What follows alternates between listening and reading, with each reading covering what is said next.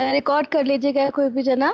ठीक है, आज हम जो टॉपिक पढ़ेंगे that is epidemiology of chronic non communicable diseases. अभी तक हम कम्युनिकेबल डिजीजेस के बारे में पढ़ रहे थे कि कोई भी इन्फेक्शन है तो वो कैसे एक से दूसरे में फैल रहा है। ठीक है, आज हम वो पढ़ेंगे, वो डिजीजेस जो कि कम्युनिकेट नहीं हो सकती लेकिन एक बहुत बड़ा हिस्सा है हमारी सोसाइटी का, इतनी प्रेवलेंस है उनकी और लोगों के जीवन को बहुत ज़्यादा प्रभावित करती हैं क्योंकि वो क्रोनिक कंडीशंस हैं, यानी कि लंबे समय तक जिसको होती है उसको लंबे समय तक उसके अंदर कुछ चेंजेस करती है, उसके ऑर्गन्स को कुछ असर पहुंचाती है, उसके जीवन शैली को और देश की अर्थव्यवस्था को। तो इन सब चीज़ों को क्योंकि प्रभावित करती है तो ये एपिडेमियोलॉजी का एक इम्पॉर्टेंट चैप्टर है। ठीक है, नॉन कम्युनिकेबल डिजीजेस को हम कौन कौन सी डिजीजेस आएंगी, जैसे डायबिटीज है, जैसे हार्ट डिजीजेस हैं। आप सब एक बार ही ज्वाइन हो जाओ। देखो स्क्रीन बार बार चली जाती है, अब नहीं आ रही वापस।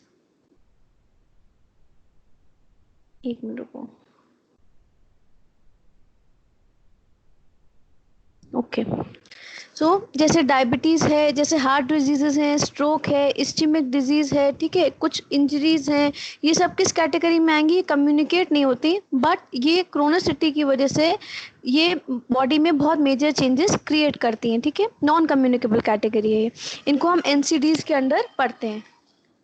सबसे मेजर ग्रुप जो एनसीडीज का बनता है वो है कार्डियोवास्कुलर डिजीजेस। उससे पहले ये जानना जरूरी है कि एनसीडीज को प्रभावित करने वाली कौन सी चीजें हैं। जैसे हम पढ़ रहे थे कम्युनिकेबल डिजीजेस या इन्फेक्शियस डिजीजेस में एक एजेंट होता था, एक मोड ऑफ ट्रांसमिशन होता था। तो क्या मोड ऑफ ट्रांसमिशन था? अगर हम उसको रोक लेंगे या हम एजेंट के रिजर्वायर को खत्म कर देंगे तो हम डिजीज को कंट्रोल कर सकते हैं, राइट? ऐसे ही इन डिजीजेस में जो कि नॉन कम्युनिकेबल हैं, इनमें कुछ रिस्क फैक्टर्स होते हैं, कुछ एसोसिएटेड फैक्टर्स होते हैं जो कि व्यक्ति के मॉडिफिकेशन के अंदर होते हैं या मॉडिफिकेशन के बाहर। यानी कि कुछ तो ऐसे फैक्टर्स हैं जैसे कि उसकी एज, उसका जेंडर, उसकी कोई पर्टिकुलर रेस जो कि उस डिजीज को प्रभावित कर रही है या उस डिजीज के होने का एक कारण है, जो ओल्ड एज की कंडीशंस हैं। इनको मॉडिफाई नहीं किया जा सकता। लेकिन कुछ जो मॉडिफिकेशन में आती हैं वो है लाइफस्टाइल से जुड़ी हुई चीज़ें, जैसे कि हैबिट्स, बिहेवियर की हैबिट, स्मोकिंग की हैबिट, अल्कोहल कंजम्पशन की हैबिट, फिर किस किस्म का खाना इंसान खा रहा है। ज़्यादा सॉल्टी फूड है तो वो ब्लड प्रेशर को रेज करवाता है, ज़्यादा ऑयली फूड खाते हैं कुछ लोग तो वो कोलेस्ट्रॉल लेवल्स रेज करते हैं। ठीक है, और फाइबर्स कम है डाइट में, स्टार्ची फूड जो है वो कम है, तो ये सब चीज़ें आपके बहुत सारे कंडीशंस को ऑल्टर करते हैं, हार्ट प्रॉब्लम्स के लिए डिस्पोज करते हैं। टोबैको, स्मोकिंग उनमें मेजर है। तो क्या क्या मेजर फैक्टर्स हैं और उनको गवर्नमेंट क्या उनके लिए कंट्रीब्यूशन देती है इन किस्म की नॉन कम्युनिकेबल डिजीज को रोकने के लिए, ये एपिडेमियोलॉजी में हम समझेंगे। पहले तो मैं फैक्टर्स को नेम करूंगी। टोबैको, इनसफिशिएंट फिजिकल एक्टिविटी, और थोड़ा एक्सप्लेन भी करती हूँ। टोबैको चाहे डायरेक्ट टोबैको खाया जाए चाहे स्मोकिंग के फॉर्म में लिया जाए, यानी कि आप पाउच गुटखा खाएं या स्मोक करें, दोनों ही चीज़ें हार्ट डिजीजेस के लिए बहुत ज़्यादा प्रीडिस्पोज करवाती हैं। ठीक है, उसके बाद में इनसफिशिएंट फिजिकल एक्टिविटी, किसी की लाइफस्टाइल बिल्कुल सेडेंटरी है तो उसको भी हार्ट डिजीजेस होने का प्रीडिस्पोजिशन रहेगा। Then harmful use of the alcohol, एक नॉर्मल डोज तक कहते हैं कि अगर आप लेंगे तो वो फेवर करेगा, but this has not been substantially proved. ठीक है, लेकिन डिसएडवांटेज उसका जो है वो सब्सटेंशियली प्रूव हो चुका है कि अगर अबव द नॉर्मल लिमिट्स कोई हैवी ड्रिंकर है तो ओवर अ टाइम पीरियड उसको बहुत सारे कंडीशन डेवलप हो जाएंगे, जैसे कि लिवर सिरोसिस है, जैसे कि कुछ कैंसर्स हैं। ये सारी चीज़ें नॉन कम्युनिकेबल कैटेगरी की क्रोनिक डिजीजेस होती हैं। ओके, देन अनहेल्दी डाइट जो मैंने बताया, high salty high oily diet, उसके अलावा ओवरवेट एंड ओबेसिटी। ठीक है, इसको भी डिटेल में डिस्कस करेंगे। देन कैंसर एसोसिएटेड इन्फेक्शंस, कुछ इन्फेक्शन जैसे कि ह्यूमन पैपिलोमा वायरस जो कि सर्वाइकल कैंसर को प्रीडिस्पोज करता है। तो ऐसी चीज़ें जो हैं ये फैक्टर्स को अगर हम कंट्रोल कर ले, यानी कि इन इन्फेक्शंस को हम कंट्रोल कर लें तो आगे डेवलप होने वाली डिजीज को हम रोक सकते हैं। और ये रिस्क फैक्टर्स हैं जैसे कि तंबाकू को रोक कर लें, अल्कोहल कंजम्पशन रोक लें, ओबेसिटी को कंट्रोल कर लें, फिजिकल एक्टिविटी इंट्रोड्यूस करा दें रूटीन में। तो इन सब चीज़ों को अगर हम मॉडिफाई कर दें तो ये मॉडिफिकेबल फैक्टर्स होते हैं जो मॉडिफाई करके हम डिजीज़ को रोक सकते हैं। तो जो भी आप डिजीज़ का प्रिवेंशन पढ़ेंगे, जितनी भी कम्युनिकेबल डिजीज़ का, उनका प्राइमरी प्रिवेंशन यही है कि जो से एसोसिएटेड रिस्क फैक्टर्स हैं उनको कंट्रोल कर लिया जाए। अगर वो कंट्रोल हो जाएंगे तो डिजीज रुक जाएगी। इंडिविजुअल लेवल पे हम क्या कंट्रोल करेंगे ये आगे डिस्कस करेंगे। अभी गवर्नमेंट स्ट्रैटेजीज क्या हैं इसके बारे में थोड़ा सा मैं ब्रीफ करूंगी। एक तो टोबैको को रोकने के लिए गवर्नमेंट ने बैन्स लगाए हैं टोबैको प्रोडक्ट्स पे, काफी सारे टोबैको प्रोडक्ट्स बैंड हैं। देन उस smoking in public places is band, ठीक है। अब वो अलग बात है कि टोबैको पे इतना हाई टैक्स कर दिया तो लोगों ने उसका प्राइस ही जीरो कर दिया कि वो फ्री में ले लो, उसके साथ में गुटखे के संग में टोबैको पाउच फ्री। पहले ऐसा नहीं होता था, पहले टोबैको उसके अंदर इंक्लूडेड रहता था। तो अब उन्होंने अलग सिस्टम कर दिया कि इस पे हाई टैक्स कर देंगे तो लोग कंजम्पशन कम कर देंगे, but people are even smarter, उन्होंने उसका प्राइस ही जीरो कर दिया। Okay, restricting access to alcohol, alcohol को बहुत एरियाज में रिस्ट्रिक्ट कर दिया गया है, जस्ट बिकॉज गवर्नमेंट की स्ट्रैटेजी है लोग कम अल्कोहल पियेंगे तो ये डिजीजेस कम होंगे। देन ट्रांस फैट को रिप्लेस कर दिया गया है आप विथ पॉली अनसैचुरेटेड फैट्स, जो कि आप एडवर्टीजमेंट्स वगैरह में भी देखते हैं कि सनफ्लावर ऑयल्स यूज करिए, हेल्दी ऑयल्स यूज करिए। तो वो क्यों? बिकॉज ये हार्ट के लिए ज़्यादा फेवरेबल है। देन पब्लिक अवेयरनेस क्रिएट करना through media and through other ways, we must create public awareness. ये सब गवर्नमेंट की स्ट्रैटेजी है, किस लिए? रिस्क फैक्टर्स को अपने लेवल पे इंटरवीन करने के लिए, कि हम ही रोक लेंगे तो आगे लोगों को इनकी सुविधा इजीली उपलब्ध नहीं होगी, तो people will try to quit these habits. इसके अलावा क्या क्या गवर्नमेंट क्या और हेल्प करती है? निकोटिन का जो डिपेंडेंस होता है उसको ट्रीट करा जाता है। जैसे कि कुछ लोग टोबैको इसलिए लेते हैं या स्मोक इसलिए करते हैं बिकॉज उनको डिपेंडेंस है कि जब तक वो टोबैको नहीं लेंगे या स्मोक नहीं करेंगे तो या तो वो फ्रेशन अप नहीं हो सकते, कॉन्स्टिपेशन रहता है उनको, या उनको जैसे कुछ काम करना है, ट्रक ड्राइवर्स वगैरह है, सो दे नीड कि जब तक वो गुटखा नहीं खाएंगे तो वो ड्राइव नहीं कर पाएंगे, they need that stimulus, because उनकी बॉडी निकोटिन पे डिपेंडेंट होती जाती है with time.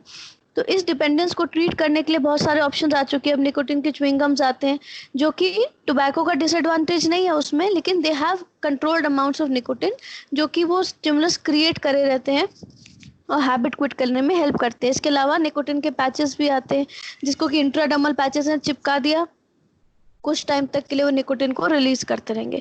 So these are things जो कि nicotine dependent treatment therapies government provide करवाती है।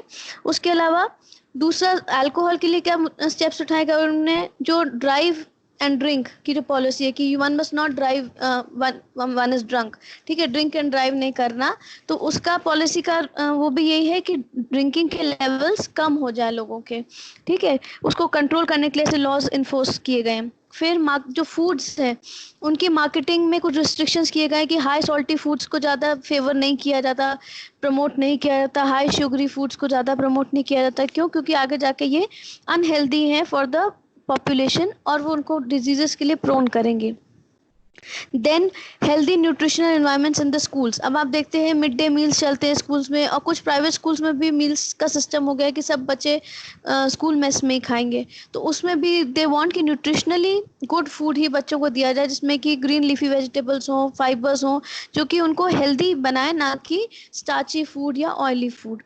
देन नेशनल जो बोर्ड है एजुकेशन का, वो फिजिकल एक्टिविटी को भी इम्पोर्टेंस देता है कि फिजिकली एक्टिव होना चाहिए। स्पोर्ट्स भी इंट्रोड्यूस होते हैं करिकुलम में, सिलेबस में। Why? Because people should be fit, उनको अभी से स्पोर्ट्स की, फिजिकल एक्टिविटी की हैबिट होनी चाहिए स्टूडेंट्स को।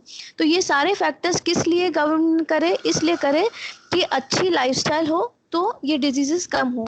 अभी एट प्रेजेंट जितना इन्फेक्शियस डिजीजेस से लोग मरते हैं साल भर में, उतनी ही मात्रा में लोग नॉन कम्युनिकेबल डिजीजेस की वजह से भी मरते हैं, और जिसमें सबसे बड़ा योगदान देते हैं ये क्रोनिक ये कार्डियोवास्कुलर डिजीजेस जो हैं, ये सबसे ज़्यादा मेजर, और हाइपरटेंशन कार्डियोवास्कुलर डिजीजेस, ये मेजर किस्म के मैनिफेस्टेशंस देते हैं। यही मेजरली रिस्पॉन्सिबल है इतने डेथ्स क्रिएट करने के, ठीक है। मोर्टेलिटी एंड मॉर्बिडिटी इनके ऊपर ज़्यादा निर्भर है। बाकी भी हैं, रेस्पिरेटरी इन्फेक्शंस भी हैं, अदर इन्फेक्शंस भी हैं, but these are the major one. तो इनको कंट्रोल करना भी इतना ही इम्पोर्टेंट है जितना हम अभी तक नॉन कम्युनिकेबल डिजीजेस के बारे में पढ़ रहे थे कि उनको कंट्रोल करना है, नहीं तो एपिडेमिक फैल जाएगा, ठीक है। अब ये भी किस्म का एपिडेमिक ही है। डायबिटिक्स को एक उसमें कंसिडर किया जाता है कि इतने लोग डायबिटिक हैं, it's considered as epidemic only, ठीक है। इतने लोगों को हार्ट प्रॉब्लम है, जैसे usually by by the age 60, जब तक कोई 60 को अप्रोच करता है, 90% of people are suffering with some kind of heart disease. क्यों? All thanks to the lifestyle that we have today. पहले ऐसा नहीं था, बट अभी अर्बन एरियाज के अंदर जो हमारी लाइफस्टाइल है, जिसमें फिजिकल एक्टिविटी नील है, we are all sedentary workers. ठीक है, हम कोई अपना श्रमिक कार्य तो करते नहीं है, we are all sedentary workers. बैठ के काम करना, बैठ के पढ़ना, बैठ के कुछ करना, so that kind of activity. उसके बाद हमारा जो फूड हैबिट्स है, जो हम फास्ट फूड्स की तरफ डाइवर्ट हो रहे हैं, वो सारी चीजें कहाँ ले जाके खड़ा करती हैं? At the age of 60। मैंने एक बार क्लास में भी बोला था कि डायबिटीज एंड ऑल ये सब वही लाइफस्टाइल डिसऑर्डर्स हैं कि पहले हम एक्सप्लॉइट करते हैं बॉडी को, बाद में बॉडी अपना वो बताती है कि नाउ इट्स माय टर्न। तो we have to take care of all these things. ये हैबिट्स बदलेंगे so we can get control of these situations. सबसे पहले आज बात करेंगे कार्डियोवास्कुलर डिजीजेस की। उसके अंडर आती हैं 4 main diseases: ischaemic heart disease, hypertension, stroke and rheumatic heart disease. ये चारों टॉपिक हम आज पढ़ेंगे, ठीक है। सो कार्डियोवास्कुलर डिजीज का बेसिक इंट्रो क्या है? इन सब में सिमिलर काइंड ऑफ सिचुएशंस रहेंगे क्योंकि सब लिंक्ड हैं। मैं एक बार बता दूं क्या क्या है इसमें। इस्केमिक हार्ट डिजीज होने का मतलब क्या है? Can somebody tell me? Ischaemia क्या होता है? ब्लड सप्लाई हाँ, ब्लड सप्लाई कहीं भी रुक जाना इस्कीमिया होता है, ठीक है। और उस इस्कीमिया की वजह से जो एरिया डेड हो जाता है उसको क्या बोलते हैं हम? इन्फार्क्ट, ठीक है। वो डेड टिश्यू क्या कहलाता है? इन्फार्क्ट कहलाता है। तो आप ये समझ लीजिए कि इस्कीमिया अगर होगा और उसकी वजह से कहीं डेड टिश्यू क्रिएट हुआ, तो ये चीज़ें आपस में कोरिलेटेड है सब, ठीक है। और इस्कीमिया क्यों होगा? ब्लड सप्लाई क्यों रुकेगी? कुछ ऑक्लूजन हो गया ब्लड के पाथवे में, या वहाँ पे कुछ रप्चर हो गया, थ्रोम्बस बन गया, या स्टेनोसिस हो गया, नैरो हो गई ब्लड वेसल। इन सब कारणों के वजह से इस्कीमिया हो जाएगा, यानी कि सप्लाइंग ब्लड वेसल का जो वो ब्लड सप्लाई कर रही थी वो कॉम्प्रोमाइज हो जाएगा, उस ऑर्गन को प्रॉपर ब्लड सप्लाई नहीं मिलेगी, ठीक है। जब ये ब्लड सप्लाई हार्ट को ही प्रॉपर नहीं मिलती, उसका ही कोरोनरी सर्कुलेशन अफेक्ट हो जाता है, तो उस किस्म की डिजीज को हम क्या बोलते हैं? कोरोनरी हार्ट डिजीज, ठीक है। इसी को इस्केमिक हार्ट डिजीज भी बोला जाता है, जिसमें कि हार्ट को ही उसकी प्रॉपर सप्लाई नहीं मिलती उसकी फंक्शनिंग के लिए, ठीक है। दूसरी जो कंडीशन है which is hypertension. You all know raised blood pressure को हाइपरटेंशन बोलते हैं, ठीक है। माइल्ड ग्रेड का हाइपरटेंशन है या सीवियर ग्रेड का हाइपरटेंशन है। अगर हाइपरटेंशन बहुत ज़्यादा बढ़ता जाएगा तो क्या हो सकता है? अगर ब्लड में प्रेशर बहुत ज़्यादा क्रिएट हो जाएगा तो क्या हो सकता है? हेमरेज हो जाएगा ना। अगर किसी वेसल के अंदर प्रेशर बहुत बढ़ रहा है, अभी सिंपल सी पानी की पाइप को मान के चलिए कि अगर आप उसमें से पानी निकाल रहे हैं और बहुत तेज बहाव के संग में, बहुत प्रेशर के संग पानी निकल रहा है, ठीक है। तो जहाँ जहाँ वीक एरियाज होंगे उसके अंदर, वहाँ पे वो पाइप फट जाएगी, ठीक है। तो सिमिलरली ओल्ड एज के अंदर आने के बाद में जो वेसल्स होती हैं वो फ्रेजाइल हो जाती है, मतलब वो वीकन आउट हो जाती है। क्यों?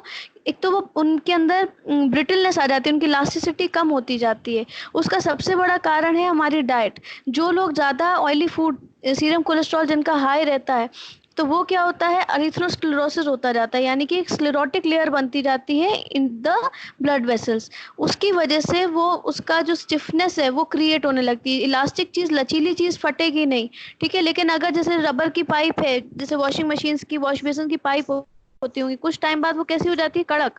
उसके बाद वो चटकने लगती है। तो वही होता है, अगर इलास्टिसिटी खत्म होने लग जाए ये आर्थरोस्क्लेरोसिस की वजह से, तो वहाँ पे वो हैमरेज के चांसेस बन जाते हैं, ठीक है। सो यू नो कि हाइपरटेंशन होगा तो वहाँ पे अगर हैमरेज हो रहा है तो वो थ्रोम्बस भी बना सकता है। अदर देन कि हैमरेज अपने आप में कॉम्प्लिकेशन है, किस जगह पे हो रहा है। अगर माइनर जगह पे कहीं पे कोई वेसल रप्चर हुई है तो वो एक थ्रोम्बस बना देगा, ऑक्लूजन कर देगा, जिसकी वजह से आगे ब्लड नहीं फ्लो कर पाएगा, ठीक है। तो इस्कीमिया हो जाएगा एक डिफरेंट एरिया में जहाँ वो सप्लाई कर रहा है। तो ये को रिलेटेड है। इसका पीछे वही रीजन है, wrong diet and wrong habits, ठीक। दूसरी चीज क्या है? That is stroke. स्ट्रोक का मतलब क्या? जब ब्रेन को ब्लड सप्लाई नहीं मिला। जब भी हार्ट को नहीं मिला था तो हमने क्या बोला था, कोरोनरी हार्ट डिजीज। जब ब्रेन को नहीं मिला, that is called as a cerebrovascular accident which is called as stroke. उसमें क्या होगा, ब्रेन के फंक्शन इफेक्ट होने लग जाएंगे, या तो कोमा में चला जाएगा पेशेंट, या पैरालिसिस हो जाएगा, या स्पीच ऑल्टर हो जाएगी, डिस्टर्ब हो जाएगी, इस किस्म के मैनिफेस्टेशन मिलेंगे, क्योंकि ब्रेन फंक्शन नहीं कर पाएगी। क्यों नहीं कर पा रहा ब्रेन फंक्शन, क्योंकि उसको जो ब्लड मिलना था वो नहीं मिल पा रहा, ठीक है, वहां पे ऑक्लूजन हो गया। And last is rheumatic heart disease. Rheumatic heart disease जो है उसमें एक बैक्टीरियल इन्फेक्शन का रोल है, स्ट्रेप्टोकोकल इन्फेक्शन का रोल है, ठीक है। अब कहते हैं उसमें कॉक्सकी बी का भी रोल है, बट मेनली स्ट्रेप्टोकोकाई को ही आपकी बुक में मेंशन किया गया, तो हम उसी पे फोकस करके चलेंगे, स्ट्रेप्टोकोकाई पे ही, ठीक है। उसको डिटेल में डिस्कस करेंगे जब वो आएगा। सो इन 4 बीमारियों के बारे में हम आज पढ़ेंगे। मेन मुद्दे की बातें क्या है कि मिडिल एजेड लोगों में डेथ के बहुत मेजर रीजंस ये कंडीशंस हैं, कार्डियोवास्कुलर डिजीजेस, ठीक है। In today's world most deaths are attributable to non communicable diseases, मतलब कम्युनिकेबल डिजीज के को भी इन्होंने बीट कर दिया है एक तरीके से डेथ रेट्स में, ठीक है। उसमें इनकी डेथ्स उनसे भी ज्यादा है। और क्यों? क्योंकि हमारी जीवन शैली की वजह से। ओके, रिस्क फैक्टर्स सिमिलर है जो मैंने अभी डिस्कस कर रहे थे कि डाइट एंड ऑल दैट। अब हम स्पेसिफिकली बात करेंगे कोरोनरी हार्ट डिजीज की, जो मैंने आपको बोला कि ब्लड को ही हार्ट को ही उसका ब्लड सप्लाई कट हो जाता है, ठीक है। That's called as ischaemic heart disease और coronary heart disease. It's because of impairment of the heart function. Why? Due to the inadequate blood flow to the heart compared to its need, मतलब उसको जितनी ज़रूरत है उतना उसको blood नहीं मिल रहा है। क्यों नहीं मिल रहा है? Because of the obstructive changes in the coronary circulation, क्योंकि हार्ट की अपनी सर्कुलेशन में ब्लड सप्लाई में ऑब्स्ट्रक्शन हो गया है, उसकी वजह से हार्ट को रिक्वायरमेंट ज़्यादा ब्लड की है, उसको कम ब्लड मिल रहा है। That condition is called as ischaemic heart disease. अब क्लिनिकली क्या दिखेगा पेशेंट के अंदर? या तो एंजाइना पेक्टोरिस दिखेगा, यानी कि उसको चेस्ट पेन होगा एफर्ट करने पे, ठीक है। एंड मायोकार्डियल इन्फाक्शन हो सकता है, यानी कि इतना इस्चीमिया हो जाए जब जब वहाँ पे कुछ मसल जो है, हार्ट मसल है, हार्ट टिश्यू है, वो इन्फाक्ट हो जाए, डेड हो जाए, फंक्शनिंग बंद कर दे, तो उस कंडीशन को हम बोलेंगे मायोकार्डियल इन्फाक्शन, ठीक है। इरेगुलरिटीज ऑफ द हार्ट, उनके जो हार्ट के बीट्स हैं, रिदम्स हैं, ये ऑल्टर हो जाएंगे, क्योंकि ब्लड नहीं मिल रहा, इसलिए काफ़ी डिफरेंट किस्म के मैनिफेस्टेशंस होंगे। और पेशेंट क्या आके बोलेगा? या तो उसे चेस्ट पेन हो रहा होगा, ठीक है। एमआई के अपने फीचर्स है जो आपको मालूम है क्या फीचर्स है, किस किस्म का पेन होता है। एंजाइना पेक्टोरिस आपको मालूम है कि आप मेडिसिन में भी पढ़ चुके हो कि कोई एक्टिविटी कर रहा है उस वक्त पे उसको चेस्ट पेन हो रहा है, या कोई बैठे बैठे जिसको चेस्ट पेन हो रहा है, किस किस्म का एंजाइना पेक्टोरिस हो रहा है। देन इरेगुलरिटीज मतलब कि बैठे बैठे उसको पैल्पिटेशंस सुनाई देना, जैसे लगना दिल की धड़कन तेज सुनाई दे रही है। एंड जब हार्ट साउंड सुनेंगे तो टिपिकल किस्म की हार्ट साउंड सुनाई देंगी, ओके।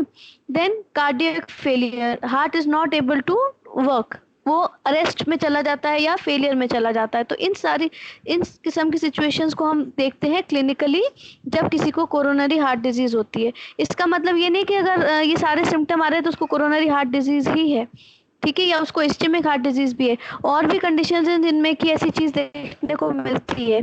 और किस में मिल सकती है? हार्ट की कौन कौन सी प्रॉब्लम्स होती है हार्ट में लोगों को? Cardiac murmur. ये तो प्रेजेंटेशन है। जब भी मैं डायग्नोसिस पूछती हूँ तो आप लोग प्रेजेंटेशन बताते हो, प्रेजेंटेशन की जगह डायग्नोसिस। मैं पूछ रही हूँ कि जैसे इस्चेमिक हार्ट डिजीज मेरा डायग्नोसिस है, cardiac murmur ischaemic heart disease वालों में भी सुनाई देगा, ठीक है, मतलब कि abnormal heart sounds, that's called as cardiac murmurs.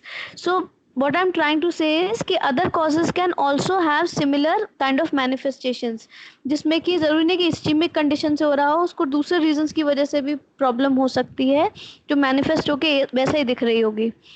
जैसे कि सम कंजेनाइटल हार्ट डिफेक्ट हो सकता है उसको, उसमें उसको इस्चेमिया नहीं होगा लेकिन उसको सिमिलर काइंड ऑफ प्रेजेंटेशंस मिल सकती है, राइट। सो इन चीज़ों को डिफरेंशियल डायग्नोसिस में कंसिडर करके चलना पड़ता है, ओके। अभी हम इस्चेमिक हार्ट डिजीज पे फोकस करते हैं।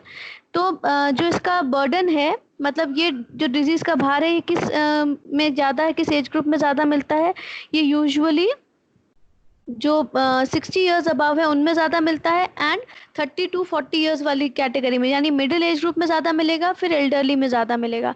बच्चों में, एडोलेसेंस में ये कंडीशंस नहीं मिलती, कम मिलती हैं।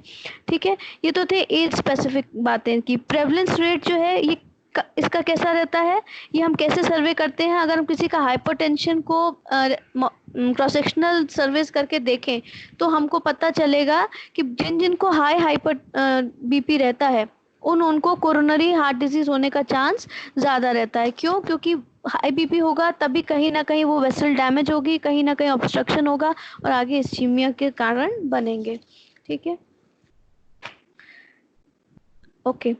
सो रिस्क फैक्टर्स इसमें भी सिमिलर रहेंगे, मल्टीफैक्टोरियल रहेंगे, हम रिपीट नहीं करेंगे अब एक एक को, बस ये ध्यान रखिए रिस्क फैक्टर्स आपको हमेशा दो कैटेगरी में बताने, एक वो जो मॉडिफिकेबल है और एक जो मॉडिफिकेबल नहीं है, मतलब जो चेंज किए जा सकते हैं और जो चेंज नहीं किए जा सकते। तो कौन से नहीं चेंज करने वाले रिस्क फैक्टर्स है? वो है age, gender, family history, genetic and personality. अच्छा, पर्सनैलिटी यहाँ पे इम्पोर्टेंट है। क्यों?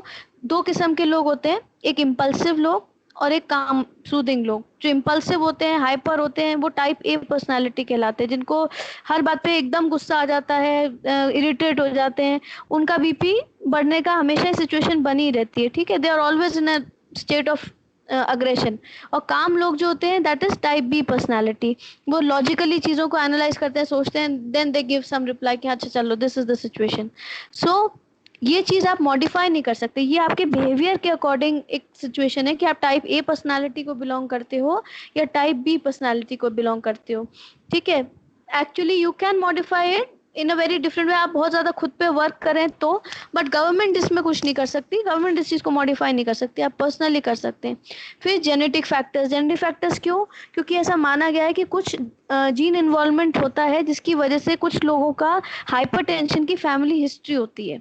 ठीक है, तो जिन लोगों की फैमिली हिस्ट्री है हाइपरटेंशन की, उनके जो बच्चे होते हैं उनको भी रेगुलरली पीरियोडिकली बीपी चेक करवाया जाता है। अगर छोटी उम्र से ही ऐसा लगता है कि इनका बीपी थोड़ा सा बड़ा की तरफ में लग रहा है तो उनको ट्रैकिंग में रखा जाता है, उसको कहा जाता है ट्रैकिंग सिस्टम फॉर हाइपरटेंशन। क्यों करते हैं ऐसा ट्रैकिंग? इसलिए करते हैं कि अर्ली एज ग्रुप में ही हमको पता चल जाए कि कौन सा बच्चा जो है उसका जो टेंडेंसी है वो हाई बीपी की तरफ पे है। देखिए हर किसी की टेंडेंसी होती है, किसी की लो बीपी की तरफ टेंडेंसी होती है, किसी की हाई बीपी की तरफ। ठीक है, तो जिनकी लो बीपी की टेंडेंसी होती है उनको यूजुअली 20 साल के आसपास से ये प्रेजेंटेशन जो होता है वो आना स्टार्ट हो जाता है। कभी ना कभी उनको ऐसा लगेगा जैसे कि लो बीपी के जो सिम्टम्स होते हैं, सिर हल्का होना या एनर्जी नहीं फील कर पाना and feeling very much lost, conscious मतलब कंसंट्रेशन फोकस नहीं बन पाना, तो ये सब कंडीशंस लगती हैं। देन दे फील कि ओके कॉफी पीनी है, ये करना है, वो करना है, जो घरेलू लोग करते हैं। So you know at the age of 20 approx सबको पता होता है कि कोई लो बीपी के सिम्टम रखता है या हाई बीपी के रखता है। ठीक, तो जिसके हाई बीपी के सिम्टम्स होते हैं उसको थ्रू आउट लाइफ बीपी को ट्रैक करना पड़ता है। गवर्नमेंट ऐसा एडवाइस करती है कि जिनकी फैमिली हिस्ट्री में हाई ब्लड प्रेशर है, जिनके फादर को, ग्रैंडफादर को, सबको, उन लोगों को वो चीज़ करनी चाहिए so that early case level पे डिटेक्ट होके मैनेज हो जाए, बाद में जाके वो कोई हार्ट डिजीज का प्रेजेंटेशन ना बन पाए। तो ये था जेनेटिक। देन फैमिली हिस्ट्री इसी में कवर हो गई। जेंडर में मेल्स में ज़्यादा प्रिडिलेक्शन है इन कंडीशंस को लेके, लेकिन जब फीमेल्स में होती है कंडीशंस तो उनका मैनिफेस्टेशन ज़्यादा सीवियर देखा गया है, बट चांसेस मेल्स में ज़्यादा है। ठीक है, एज ग्रुप मैंने आपको बता ही दिया। अब मॉडिफिकेबल फैक्टर्स क्या है? सिगरेट स्मोकिंग है, देन हाई बीपी है, एलिवेटेड सीरम कोलेस्ट्रॉल लेवल्स हैं, डायबिटीज़, ओबेसिटी, सेडेंटरी हैबिट और स्ट्रेस। ये सारी चीज़ें जो हैं ये बहुत मेजर रिस्क फैक्टर्स हैं, ये होंगे तो लोगों को कोरोनरी हार्ट डिजीज़ या इस्केमिक हार्ट डिजीज़ हो सकती है। क्यों? अगर कोई सिगरेट पीता है, ठीक है, तो उसमें जो कार्बन मोनोऑक्साइड रिलीज होती है उसकी वजह से आर्थरोजेनेसिस होता है। ठीक है, इसकी वजह से क्या होता, ये जो एक चीज़ होती है, मतलब सिगरेट पीने से दो तीन चीज़ होती है। वन इज जो आर्थ्रोजेनेसिस है because of carbon monoxide. The other thing is nicotine stimulation of adrenergic drive. आप अपना आंसर लिखेंगे तो भी आपको इस पॉइंट में लिखना है कि स्मोकिंग इसकी वजह से इस्केमिक हार्ट डिजीज कर पाती है, ठीक है। निकोटीन की वजह से क्यों? क्योंकि एक एड्रेनर्जिक ड्राइव, एड्रेनलिन्स रिलीज होते हैं, एक एड्रेनर्जिक ड्राइव स्टार्ट हो जाती है जिसकी वजह से बीपी बढ़ता है और मायोकार्डियल ऑक्सीजन डिमांड बढ़ती है, यानी कि आपके हार्ट को भी ऑक्सीजन की डिमांड भी बढ़ जाती है, at the same time blood pressure भी बढ़ जाता है। वो डिमांड मीटअप नहीं हो पाती जब, तो एक इस्केमिक डिजीज की सिचुएशन बन जाती है। थर्ड इज लिपिड मेटाबॉलिज्म जो है वो ऑल्टर हो जाता है, यानी जो लोग स्मोक करते हैं उनके अंदर जो गुड लाइपोप्रोटीन जिसको कि हम बोलते हैं एचडीएल, वो गिरता है स्मोकिंग की वजह से, ठीक है। ये एक इम्पॉर्टेंट पॉइंट है। एलडीएल तो हमारी बॉडी में हार्मफुल एक्शंस करता है और एचडीएल गुड एक्शंस करता है। तो स्मोकिंग करने वालों की बॉडी में एचडीएल के लेवल्स गिरते हैं, प्रोटेक्टिव चीज खत्म होती है, तो ऑब्वियसली जो नेगेटिव है उसका इन्फ्लुएंस बढ़ता है। तो ये चीजें थी स्मोकिंग को attributable. Then hypertension and serum cholesterol. Serum cholesterol तो आपने समझ लिया कि एलडीएल और एचडीएल के रेशियोज डिपेंड करते हैं। अगर एलडीएल का रेशियो ज्यादा है आपके पास, then you are more cardioprotective kind of cholesterol. HDL ज्यादा ले रहे हैं अपनी डाइट में, तो फिर वो हार्मफुल चीज है, ठीक है, वो ज्यादा प्रीडिस्पोज करेगी इस्केमिक के लिए। हाइपरटेंशन में क्यों? हाइपरटेंशन क्यों? क्योंकि हाइपरटेंशन जो है वो एरिथ्रोस्क्लेरोटिक प्रोसेस को और एक्सेलरेट करती है, स्पेशली उन लोगों में जिनमें हाइपरलिपिडीमिया भी है। ऐसा क्यों? क्योंकि जिनमें हाइपरलिपिडीमिया है उनमें कोलेस्ट्रॉल ज़्यादा है, जिनमें कोलेस्ट्रॉल ज़्यादा है वो ज़्यादा जमेगा नसों में, वो ज़्यादा ब्लड वेसल्स में, वो अर्थेरोस्क्लेरोटिक प्लाक्स को ज़्यादा क्रिएट करेगा। तो इन सब हेडिंग्स के नीचे आपको दो दो पॉइंट एटलीस्ट बताने रहेंगे, क्योंकि मैं आपकी टेस्ट सीरीज भी स्टार्ट करूंगी। Then I will keep this notified कि हर रिस्क फैक्टर के अंदर आपको दो बातें बतानी कि ये रिस्क फैक्टर इस बीमारी को कैसे कॉज करवा रहा है, ठीक है, what is the correlation. Okay, then एक चीज और है कि जो कोलेस्ट्रॉल का और एचडीएल का रेशियो है वो 3.5 रहना चाहिए। कभी कभी एमसीक्यूज में पूछते हैं कि इससे कम अगर रेशियो होगा तो दैट इज द क्लिनिकल गोल, ठीक है। 3.5 से ऊपर नहीं जाना चाहिए। अगर 3.5 से ऊपर जा रहा है ratio of cholesterol to HDL तो वो नुकसानदायक साबित होता है। अदर रिस्क फैक्टर्स में डायबिटिक्स हैं एंड जेनेटिक फैक्टर्स हैं एंड फिजिकल एक्टिविटी है। Then hormones, some of the hormones, कहते हैं कि फीमेल्स के कुछ ऐसे हार्मोन्स हैं जो उनको प्री डिस्पोज करवाते हैं, जैसे कि एस्ट्रोजन।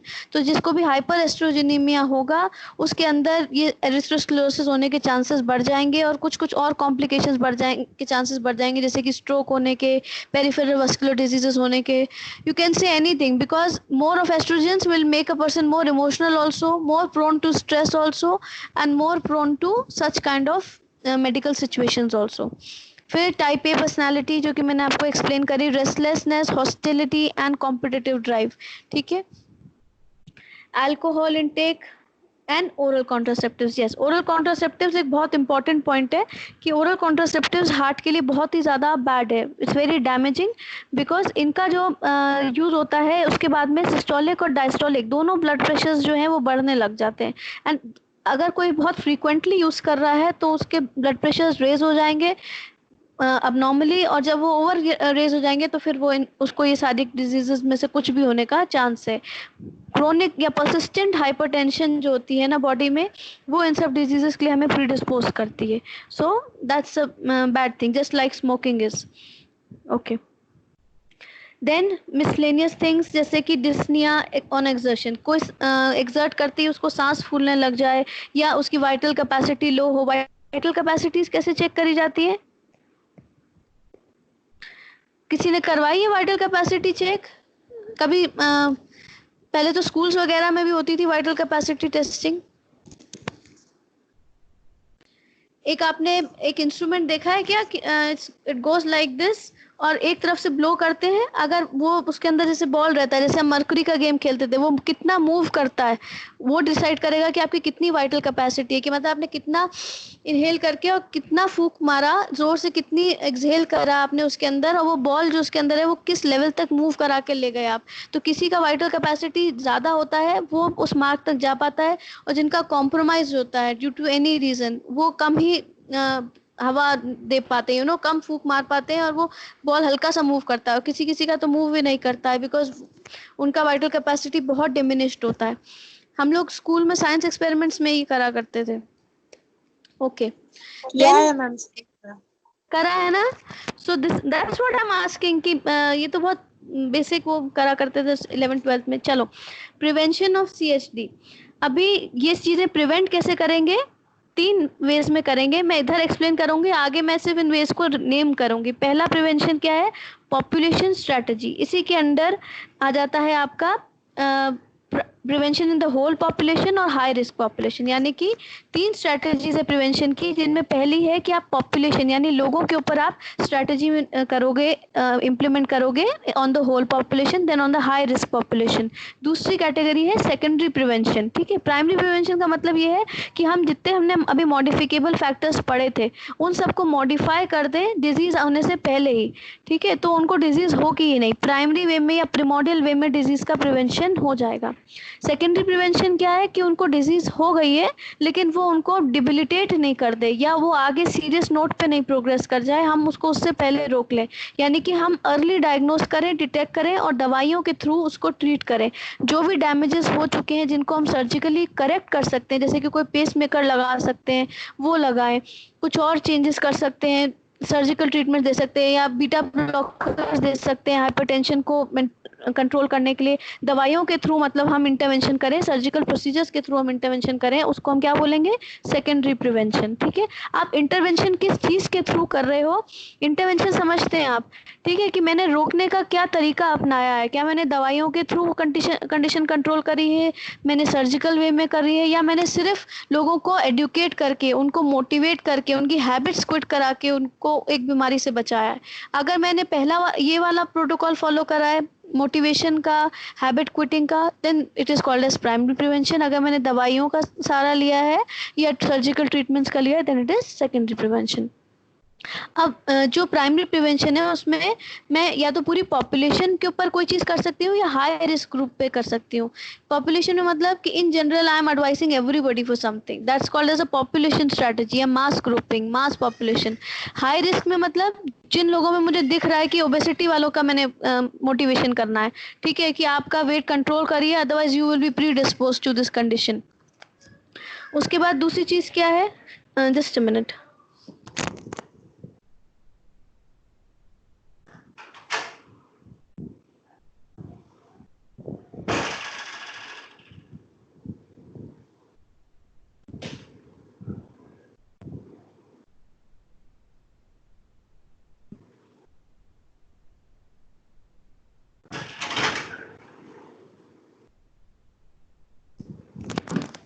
आई एम सॉरी, मेरी डॉटर रोने लग गई थी बहुत। सो आई वाज टॉकिंग कि हम हाई रिस्क ग्रुप में अगर बात कर रहे हैं, ओबेसिटी वालों को मैं मोटिवेट करूं या जो लोग स्मोक कर रहे हैं उनको बोलूं कि आप स्मोकिंग क्विट करिए तो आप इन चीज़ों से बच सकते हैं, आप ड्रिंकिंग क्विट करिए तो आप इन चीज़ों से बच सकते हैं, उसको मैं बोलूँगी हाई रिस्क स्ट्रैटेजीज या हाई रिस्क प्रिवेंशंस। ओके, तो क्या क्या चीज़ों में हम क्या क्या मॉडिफाई करवा सकते हैं, क्या क्या प्राइमरी प्रिवेंशन में हम लोगों को एडुकेट कर सकते हैं, वो है डाइटरी चेंज करने के लिए। यानी कि अपनी डाइट में फैट इंटेक कम करिए, सॉल्ट का इंटेक कम करिए, 5 ग्राम से कम सॉल्ट होना चाहिए आइडियली, अदरवाइज हाइपरटेंशन के लिए प्रीडिस्पोज होते हैं। देन डाइटरी कोलेस्ट्रॉल कम करिए और डाइट किस किस्म की लीजिए? हरी पत्तेदार सब्जियां लीजिए जिसमें कि फाइबर रिच हो। जितना ज़्यादा फाइबर होगा उतना ज़्यादा हेल्पफुल होगा आपके लिए, एंड जितना ज़्यादा नॉन फाइबर डाइट होगी उतना ज़्यादा कैंसर्स एंड हार्ट डिजीजेस के लिए हम प्रोन होते हैं। ठीक है, दूसरी कंडीशन स्मोकिंग के लिए। स्मोकिंग के लिए क्या बोलना है कि पहले कहा जाता था कि सेफर सिगरेट को प्रमोट करो, यानी कि स्मोक करो बट लिमिट में करो, बट अब कहते हैं कि सेफर सिगरेट भी वो लेवल क्रॉस हो गया, नाउ स्मोक फ्री बनाना है। ठीक है, वर्ल्ड को अगर स्मोक फ्री नहीं बनाएंगे तो अब बचने का रास्ता नहीं है, बिकॉज ये चीज़ अडिक्ट करती है। अगर किसी ने 1-2 भी लेनी है तो उसको एडिक्शन अगर होगा तो उसका मन करेगा I have a third more of it. So smoke free should be the goal. To achieve this goal क्या क्या कर सकते हैं? लोगों को एडुकेट कर सकते हैं। उसके अलावा सरकार के कुछ नियम हैं, लेजिस्लेटिव एक्शंस जिसको कि हम बोलेंगे, जैसे कि पब्लिकली स्मोक नहीं करना है, कुछ एरियाज में स्मोक नहीं करना है। तो ये सब चीज़ें स्मोकिंग को कम करवाती हैं, ग्रेजुअली स्मोक फ्री बनाने की तरफ ले जाती हैं। स्मोकिंग सेसेशन प्रोग्राम्स चलते हैं गवर्नमेंट की तरफ से, जो क्विट करना चाहते हैं उनको सपोर्टिव हेल्प की जाती है। ठीक है, so these are the ways, and obviously media इन सब में बहुत मेन रोल प्ले करता है, मीडिया एंड मास कम्युनिकेशन, जो एडवर्टीजमेंट के थ्रू, प्लस हर सिगरेट के पैक पे जो वो लिखते हैं कि tobacco is harmful, it can have this damaging effect, ये एक तरीके का लोगों को उस चीज का वो बताना है कि ये इसका कॉन्सिक्वेंस है, if you will continue this then you can have this consequence. तो एडुकेट करने के संग संग लोगों को अवेयर करना कि ये बीमारी कोई आम बीमारी नहीं है, and if it happens then it's very critical. तीसरी चीज किसके लिए हम कर सकते हैं, वो है ब्लड प्रेशर। ब्लड प्रेशर के लिए लोगों को कैसे मोटिवेट कर सकते हैं ब्लड प्रेशर कम रखने के लिए, कि आप अपना सॉल्ट और कोलेस्ट्रॉल इन पे थोड़ा सा कंट्रोल करके चलेंगे तो बीपी कंट्रोल रहेगा। एट द सेम टाइम थोड़ी बहुत फिजिकल एक्टिविटी इंट्रोड्यूस करें, जैसे कि 30 minutes of brisk walking every day, तो उससे ब्लड प्रेशर बहुत इजीली कंट्रोल में रह सकता है। ठीक है। देन जो लोग ओबेसिटी की वजह से ब्लड प्रेशर जिनको है, या और कंडीशन है ओबेसिटी की वजह से, उनको वेट कंट्रोल यानी बॉडी मास इंडेक्स जो है वो टूवर्ड्स नॉर्मल लेके आना, ये हमारा गोल होना चाहिए। उसके अलावा ये तो सबसे क्या क्या थे हमारे प्राइमरी प्रिवेंशन के मेथड्स। सेकेंडरी प्रिवेंशन में हम क्या कर सकते हैं, बीटा ब्लॉकर्स का यूज सबसे इम्पोर्टेंट है कि बीटा ब्लॉकर्स देके कंट्रोल किया जा सकता है ब्लड प्रेशर को। ठीक है। And then lot of coronary surgeries, drug trials, pacemakers, इनके रोल को इम्पॉर्टेंट बताया जाता है इस कैटेगरी में।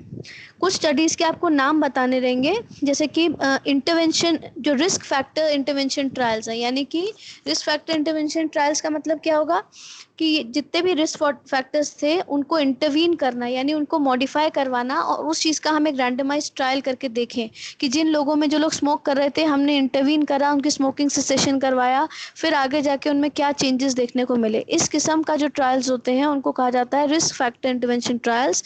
इस कैटेगरी में फ्रेमिंघम स्टडी जो है वो एक मेजर नाम है, जो कि याद होना चाहिए कि फ्रेमिंघम स्टडी इस चीज कंटेक्स्ट में की गई थी। देन स्टैनफोर्ड 3 कम्युनिटी स्टडी है, नॉर्थ कैरेलिया प्रोजेक्ट है, एमआरफिट है। कुछ कुछ मतलब इनके कुछ कुछ एम्स हैं, हर एक स्टडी का अगर आप एम बता सकेंगे तो बहुत अच्छा है। जैसे स्टैनफोर्ड का एम क्या था कि कम्युनिटी हेल्थ एजुकेशन के थ्रू आप कितनों को ठीक कर सकते हैं, जस्ट विद हेल्थ एजुकेशन, आपने और कुछ इंटरवेंशन नहीं करा, आपका इंटरवेंशन का तरीका था सिर्फ एडुकेट करना। ठीक है। कुछ का इंटरवेंशन का तरीका क्या था कि बीटा ब्लॉकर्स देना, कुछ का इंटरवेंशन का तरीका क्या था कि हमने हैबिट को कंट्रोल करने के लिए मोटिवेट करा। So these are the things, multi risk factorial intervention, अलग अलग किस्म के इंटरवेंशन करें और उनके नेम्स हैं ये, तो you must just know the names of them and the aim of the studies. This was all about coronary heart disease या इस्चेमिक हार्ट डिजीज। दूसरी कैटेगरी हाइपरटेंशन। हाइपरटेंशन भी इन ये सेम कैटेगरी ऑफ सब कुछ रहेगा। इन्हीं लोगों में हाइपरटेंशन ज़्यादा मिलेगी, ओवरवेट वालों में, स्मोकिंग वालों में, अल्कोहल वालों में। डिफरेंस क्या बताएंगे आप जो हाइपरटेंशन में स्पेसिफिक रहेगा? एक तो ये कि डायस्टोलिक और सिस्टोलिक बीपी में हमें किसको ज़्यादा प्राथमिकता देनी है। हमेशा से कहा गया है कि डायस्टोलिक बीपी को ज़्यादा इंपॉर्टेंस दी जाती है, बट कोरोनरी हार्ट कंडीशंस में, कार्डियोवास्कुलर डिजीजेस में सिस्टोलिक बीपी का जो रोल है वो बहुत इंपॉर्टेंट माना जाता है। तो जब किसी का बीपी एक नॉर्मल है और एक बढ़ा हुआ है, चाहे सिस्टोलिक नॉर्मल है चाहे डायस्टोलिक नॉर्मल है, जो बढ़ा हुआ एंगल है उसको हम ज़्यादा महत्व देंगे, उसके अकॉर्डिंग हम कैटेगराइज करेंगे पेशेंट को। ये हमेशा याद रखने वाली बात है। ठीक है। नॉर्मल आपको मालूम है 120/80 है। ठीक है। सिस्टोलिक जो है 120 हो, उससे कम हो, और डायस्टोलिक 80 हो। ठीक है। 70 to 80 डायस्टोलिक इज फाइन, उससे बिलो इज बैड एंड उसके अबव इज ऑब्वियसली बैड। तो हम अभी अबव की बात कर रहे हैं, यानी हाइपर की बात कर रहे हैं, हाइपोटेंशन की बात नहीं कर रहे। तो अगर 80 से 90 जा रहा है किसी का डायस्टोलिक, तो वो माइल्ड किस्म का हाइपरटेंशन होगा। किसी का 90 के ऊपर जा रहा है तो मॉडरेट है। And if somebody is gone till 100, diastolic 100 हो गया, तो वो सीवियर हाइपरटेंशन है, उसके समय तो एडमिट करना ही है। ठीक है। That's stage 2 of hypertension. अब दूसरी चीज़ है कि हाइपरटेंशन की स्टेजेस डिफाइन करने के बाद आप समझें कि ऑर्गन डैमेज क्या है। कभी कभी ब्लड प्रेशर की रीडिंग इतनी हाई नहीं होती, लेकिन ऑर्गन डैमेज के फीचर्स मिलते हैं। तो किसी को अगर ऑर्गन डैमेज के फीचर मिल रहा है, ठीक है, दैट मीन्स कि उसकी कंडीशन सीवियर है, भले उसका ब्लड प्रेशर कुछ भी रिकॉर्ड हो रहा हो। तो ऑर्गन डैमेज को हम एक सीवियर कैटेगरी में कंसिडर करेंगे। जैसे कि हाइपरटेंशन की हम स्टेज 1 के बाद से कह देते हैं हॉस्पिटलाइजेशन। ठीक है। स्टेज 1, स्टेज 2 हॉस्पिटलाइजेशन, उससे बिलो हॉस्पिटलाइजेशन की जरूरत नहीं है, सिर्फ डाइट मॉडिफिकेशन की और दवाइयों की जरूरत है। लेकिन जहाँ ऑर्गन डैमेज है वहाँ पे उसको एक under medical supervision for some time, depending upon कि कितने लेवल का ऑर्गन डैमेज हुआ है। ठीक। तीसरी चीज़ है blood pressure measurement and tracking, tracking जो मैंने आपको एक्सप्लेन करी कि ट्रैकिंग क्या होती है, कि छोटे बच्चों में ट्रैक किया जाता है कि बड़े होकर इनके चांसेस हैं क्या कि इनको हाई बीपी रह सकता है। इफ ऐसा कुछ कैटेगरी ऑफ चिल्ड्रन मिलता है तो उनको रेगुलरली फॉलो अप किया जाता है। एक चीज है rule of halves. Rule of halves आपको कभी नोट आ सकता है इस पे।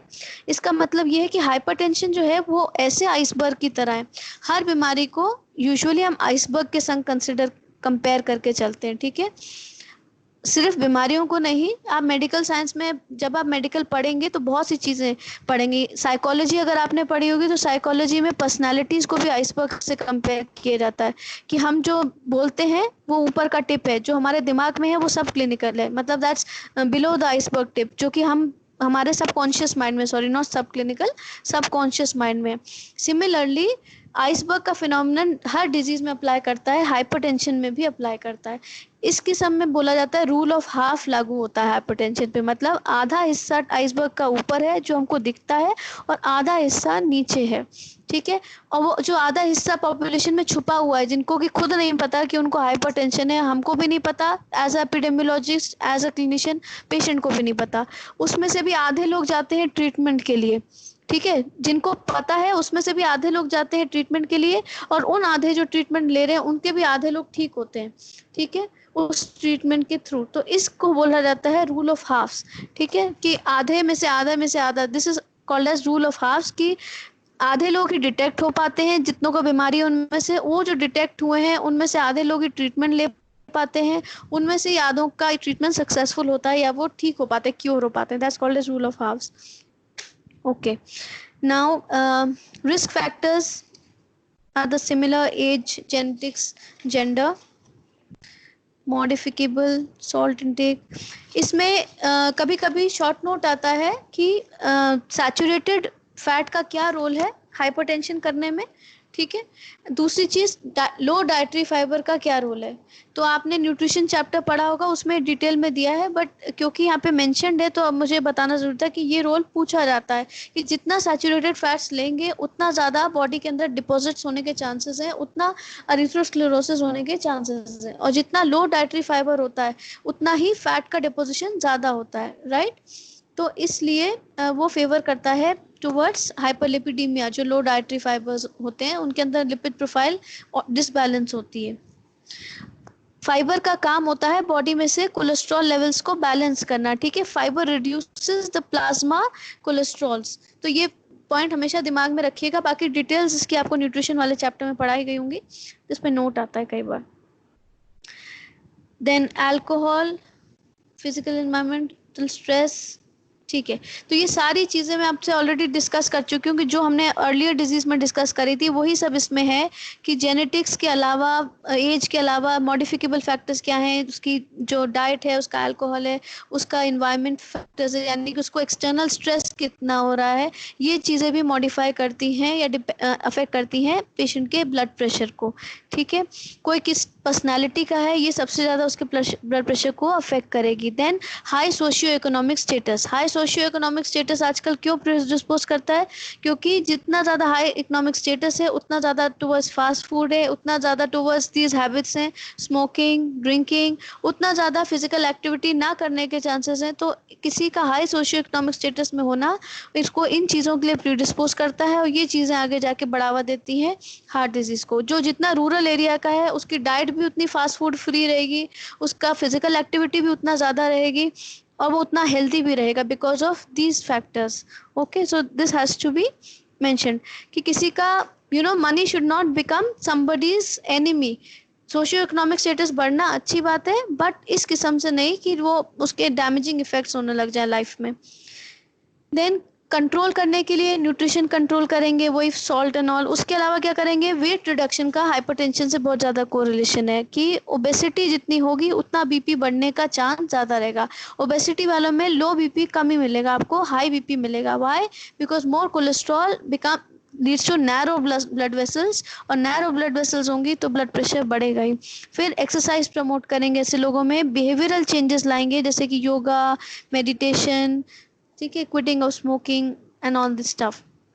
हेल्थ एजुकेशन देंगे, सेल्फ केयर पे फोकस करेंगे। तो इसके थ्रू हम इसको प्राइमरी वे में प्रिवेंट कर सकते हैं। हाई रिस्क स्ट्रेटजी में मतलब कि जो भी ट्रैकिंग सिस्टम मैंने आपको बताया वो हाई रिस्क वालों का करते हैं, जिनकी फैमिली हिस्ट्री है वो हाई रिस्क में है, जिनका जेनेटिक मेकअप ऐसा है वो हाई रिस्क में, जो ओबेसिटी वाले में हाई रिस्क में। तो इन सबको हम ग्रुपिंग करने के बाद में कि ये है वो पॉपुलेशन जिन पे हमें ये अपना कैंपेन चलाना है। पहले नॉर्मल पब्लिक में से हाई रिस्क को स्क्रीन करें, फिर उसके बाद में उनको फॉलो अप करते रहें कि आप लोग रेगुलरली बीपी चेक करवाएं। कुछ एज ग्रुप्स में, जैसे कि जो काफ़ी ओल्ड एज ग्रुप्स हैं, या जो लोग पायलट्स वगैरह रहते हैं, या जो ट्रेन के ड्राइवर्स हैं, ठीक है, ऐसे लोग जो कि जिनको कि अगर कोई हार्ट प्रॉब्लम हो जाए तो बहुतों की जान जाएगी, तो ऐसे लोगों में ईसीजी भी मैंडेटरी है करवाना। बाकियों को सिर्फ बीपी मॉनिटर करवाना है। स्क्रीनिंग में सिर्फ बीपी मेजर किया जाता है और उसी से एक पैरामीटर जज किया जाता है, बीपी और फिर लिपिड प्रोफाइल।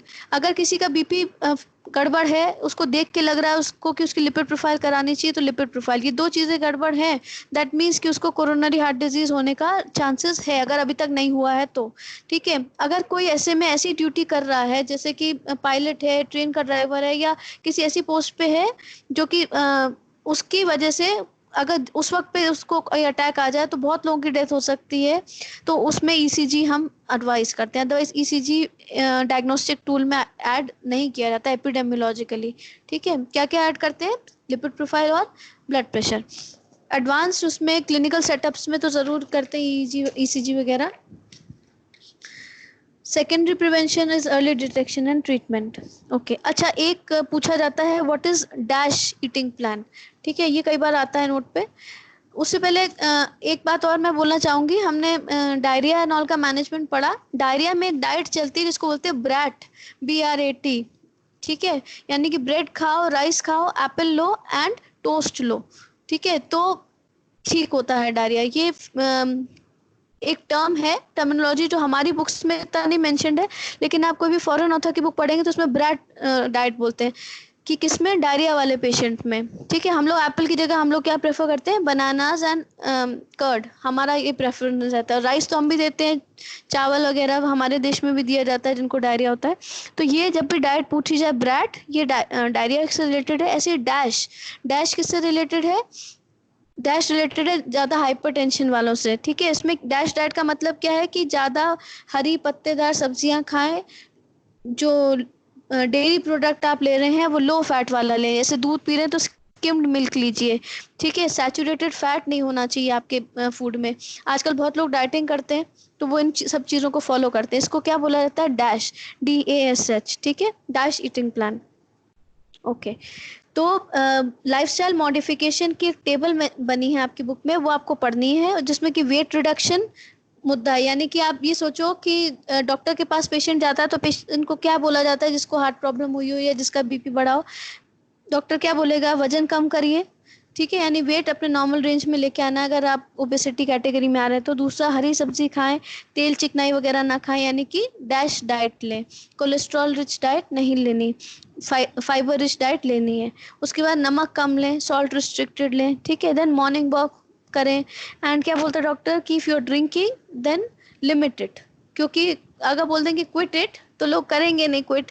ठीक है, तो बोलेंगे लिमिटेड, जिससे कि उसको एक हैबिट में तो लेके आए कम लेने की, उसके बाद ग्रेजुअली टेपर करके उसको क्विट भी करवा सकते हैं। So this is lifestyle modification. ये सारे पॉइंट्स, वजन कम करें, हरी सब्जियां खाएं, नमक ना खाएं, और ड्रिंक कम करें, मॉर्निंग वॉक पे जाएं, ये सब चीज़ें क्या है? लाइफस्टाइल मॉडिफिकेशन है। किसके लिए? हाइपरटेंशन के मैनेजमेंट के लिए। तो अगर आपसे हम पूछें कि हाइपरटेंशन का मैनेजमेंट बताइए, तो आपको ये सारे बताने हैं। ठीक है, जिस किसी को भी हाइपरटेंशन होगी तो दूसरी कंडीशन उसको क्या हो सकती है? अगर बीपी बहुत ज़्यादा बढ़ रहा है, परसिस्टेंटली बढ़ रहा है, तो किसी दिन ऐसा हो सकता है कि उसको या तो इस्चेमिक हार्ट डिजीज हो जाए, यानी उसका हार्ट का वहाँ पे वो ब्लड वेसल जाम हो जाए और हार्ट फंक्शनिंग कम कर दे, या उसको ब्रेन को जो है वो ब्लड ना पहुँच पाए, यानी कि उसे स्ट्रोक हो जाए। स्ट्रोक आपने अक्सर सुना होगा, उन्हीं लोगों को स्ट्रोक होता है जिनको कि हाई बीपी की तकलीफ रहती है। ठीक है, स्ट्रोक में मैंने आपको बताया कोमा, पैरालिसिस, ऐसी चीज़ें देखने को मिलती हैं। तो जो कुछ भी हाइपरटेंशन के फीचर्स थे वो सारे इसके लिए रिस्क फैक्टर्स में काम करेंगे। स्ट्रोक की एक बात ध्यान रखने की कि 24 घंटे तक मिनिमम ये फंक्शंस कॉम्प्रोमाइज हो जाते हैं अगर, ठीक है, जैसे पैरालिसिस वगैरह है तो उसको हम स्ट्रोक कैटेगरी में पढ़ते हैं। अगर 24 घंटे से कम होता है ये कंडीशन तो उसको बोलते हैं ट्रांजिएंट इस्चेमिक अटैक, यानी कि इस्चेमिक अटैक आया था, ट्रांजिएंट था, उसके बाद में कोलैटरल सप्लाई से वो काम ठीक हो गया। क्योंकि एक जगह की कोलैटरल सप्लाईज भी होती हैं, आपने एनाटमी अच्छे से पढ़ी है कि कहाँ कहाँ पे कोलैटरल सप्लाई है, एक चीज को एक ही वेसल नहीं सप्लाई कर रही, दूसरे लोग भी ब्लड दे रहे हैं, ठीक है। तो जहाँ पे सिंगल दे रही है वहां तो डैमेजिंग होगा, जैसे कि हार्ट की कंडीशन में डैमेजिंग होता है, लेकिन ब्रेन के अंदर कोलैटरल सप्लाईज काफी होती हैं, तो ट्रांजिएंट इस्चेमिक अटैक तब बोलते हैं जब 24 घंटे के अंदर वापस रीपरफ्यूजन स्टार्ट हो जाए अपने आप, ठीक। अगर वो मेंटेन रहे, परफ्यूजन नहीं मिले ब्रेन को, तो उसे बोलेंगे स्ट्रोक। दूसरी बात ये ध्यान रखने की है कि वस्कुलर डैमेज की वजह से ही मेनली हम इसको स्टडी करेंगे इस कैटेगरी के अंदर, जो हम कार्डियोवास्कुलर डिजीजेस कैटेगरी में पढ़ रहे हैं। दूसरे किस्म से होने वाला जो स्ट्रोक है, जैसे कि ट्यूमर की वजह से अगर कोई ऐसी कंडीशन आई जिसमें कि ब्रेन में सिमिलर फीचर्स मिल रहे हैं, उसको हम इस कैटेगरी में नहीं पढ़ेंगे, ठीक है। सबड्यूरल हेमरेजेस की वजह से, जैसे किसी का एक्सीडेंट हुआ, सबड्यूरल हेमरेज हुआ उसको, उसकी वजह से उसको जो मैनिफेस्टेशंस आए कोमा के, पैरालिसिस के, ये सब मैनिफेस्टेशंस को हम स्ट्रोक कैटेगरी में नहीं पढ़ेंगे। ओके, सेरिब्रल थ्रोम्बोसिस एकमात्र ऐसा कारण माना जाता है जो कि स्ट्रोक के लिए प्रीडिस्पोज करता है, यानी कि सेरिब्रल जो आर्टरी है उसका थ्रोम्बोसिस हो जाना, जो कि ब्रेन को मेनली ब्लड वेसल सप्लाई कर रही है, जो सेरिब्रल ब्लड लेके जा रही है, उसका ब्लॉकेज हो जाना, ठीक है।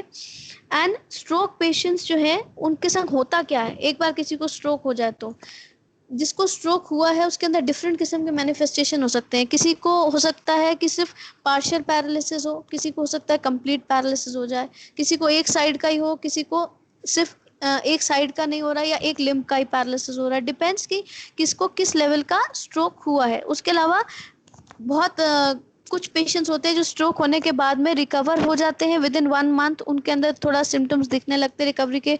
कुछ होते हैं जिनको 1 साल तक लग जाता है, 1 साल के बाद वो सिर्फ अपनी केयर करने जैसे हो पाते हैं, सेल्फ केयर में जा पाते हैं, ठीक है। तो vivid and big series of manifestations है, किसी को कम से लेके ज्यादा तक मैनिफेस्टेशंस हो सकते हैं, ठीक है। डिपेंड क्या करेगा, जिसको स्ट्रोक हुआ है उसकी एज क्या थी, उसको और कोई डिबिलिटेटिंग डिजीज थी जैसे कि डायबिटीज वगैरह, और उसको किस सीवियरनेस का स्ट्रोक हुआ, तो इन सब चीजों पर डिपेंड करेगा कि स्ट्रोक के आउटकम्स क्या मिले उसके अंदर, ठीक। माइल्ड, मॉडरेट, सीवियर आउटकम्स, उसके बाद रिकवरी जो है वो कहा जाता है कि यूजुअली पेशेंट्स 20 to 30 पेशेंट्स की डेथ हो जाती है, रिकवरी नहीं हो पाती, ठीक है। कुछ पेशेंट्स जो उसके बाद सर्वाइव कर जाते हैं उनमें कुछ डिसेबिलिटीज रह जाती है जिंदगी भर के लिए, या कुछ एरियाज हिस्से उनके डैमेज रह जाते हैं, हो सकता है वो पार्शली पैरालाइज हो जाए, और कुछ जो होते हैं वो साल भर के बाद रिकवरी दिखाना शुरू कर देते हैं, depending on how they can survive on that. तो ये था स्ट्रोक के बारे में। स्ट्रोक का रिस्क फैक्टर क्या है, हाइपरटेंशन, जिसको ज्यादा बीपी रहता है उसको ही स्ट्रोक होता है। इसके अलावा हाई लिपिड प्रोफाइल, ठीक है, डायबिटीज, स्मोकिंग, ग्लूकोज इंटॉलरेंस और regular use of oral contraceptives, ये कुछ चीजें हैं जो कि स्ट्रोक होने के चांसेस को बढ़ा देती हैं। And the last topic for today, I am sorry I am completing so many topics but yes it's important, rheumatic heart disease. इसको चलिए आज मैं कंप्लीट नहीं करती रूमेटिक हार्ट डिजीज को, but I will give you a briefing. Streptococcal infection की वजह से ये डिजीज होती है। Streptococcal infection sore throat cause करता है, फेरेंजाइटिस कॉज करता है, ठीक है। तो कभी कभी जिन लोगों को स्ट्रेप्टोकोकल इन्फेक्शन होता है उनके अंदर एक हाइपर सेंसिटिव रिएक्शन हो जाता है जिसको कि हम बोलते हैं रूमेटिक फीवर, यानी कि उनके जॉइंट्स में काइंड ऑफ स्वेलिंग और पेन स्टार्ट हो जाती है जो कुछ टाइम बाद सबसाइड करती है। ये rheumatic fever over the time progress करके रूमेटिक हार्ट डिजीज बनाता है, ठीक है। कल मैं इसकी डिटेल्स डिस्कस करूंगी क्योंकि थोड़ा सा डिफरेंट है, जो हमने अभी पढ़े पहले हाइपरटेंशन, स्ट्रोक, ये सब सिमिलर थे। सो रूमेटिक हार्ट डिजीज हम कल कंटिन्यू करेंगे, ओके। प्लीज रीड, जो जो पढ़ रहे हैं वो साथ में पढ़िए, जिससे कि कुछ भी डाउट्स होते हैं तो आप मुझसे पूछ सकते हैं। You can send your questions on WhatsApp, okay. So thank you Okay, ma'am. everyone. Okay, ma'am. Thank you, ma'am.